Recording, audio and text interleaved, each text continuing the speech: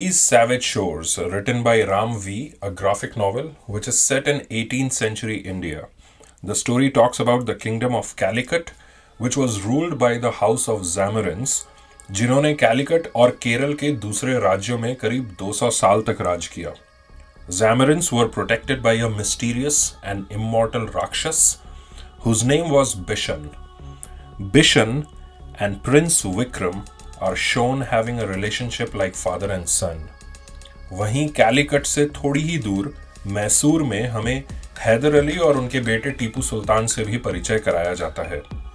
कहानी शुरू होती है लॉर्ड एलन पियरफॉन्ट नामक ब्लड सकिंग वैम्पायर से, जिसका अंग्रेजी सरकार बहिष्कार कर देती है और उसके कैनिबलिस्टिक नेचर की वजह से उसे एग्जाइल कर दिया जाता है इंग्लैंड से कोसों दूर मालाबार कोस्ट पर ईस्ट इंडिया कंपनी की मदद से. जैसे जैसे कहानी आगे बढ़ती है हमें लगता है कि पियरफॉन्ट ही इस कहानी का असली विलन है, मगर हमारी सोच तब गलत साबित होती है जब पहली ही किताब के लास्ट पेज में बिशन पियरफॉन्ट को जान से मार देता है.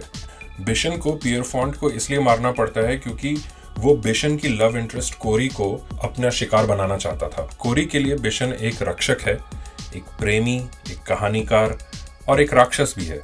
कोरी के लिए बिशन ये सब है और इससे भी बहुत कुछ. दूसरी किताब में हमें दिखाया जाता है कि ब्रिटिश ईस्ट इंडिया कंपनी मसाले की ट्रेड रूट मालाबार कोस्ट से यूरोप तक निकालने के लिए मैसूर और कैलिकट के नज़दीकी राज्यों को हथियाना चाहती थी.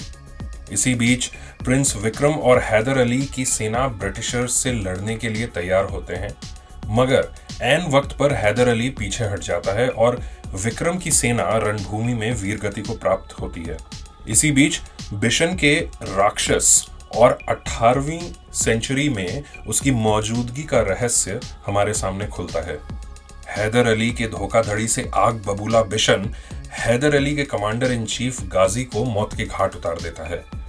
बिशन दया भाव दिखाते हुए हैदर अली और टीपू को उनके हाल पर ही छोड़ देता है और कोरी के साथ इंग्लैंड चला जाता है.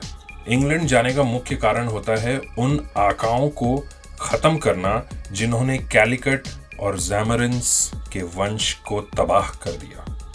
बिशन मिलता है कहानी के मेन एंटागनिस्ट काउंट ग्रैनो से.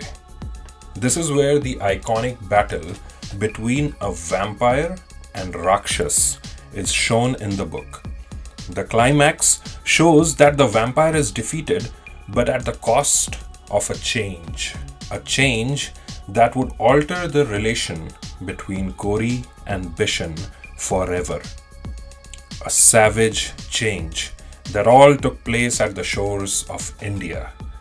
These Savage Shores, written by Ram V, drawn by Sumit Kumar, colored by Vittorio Aston, and lettered by Aditya Bidikar.